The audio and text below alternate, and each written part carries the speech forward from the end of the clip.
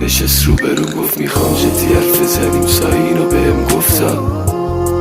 یه هایی بد به دلم افتاد معلوم نیست کی از کدوم خراب شده پیدا شد که همه خاطراتم و یه جا بهش مفتاد مونده ازم فقط یه قلب نیمه سوز یادت میگفتی جونم بنده بهت یه روز قرار بود رویا بسازیم خودت شدی آرزو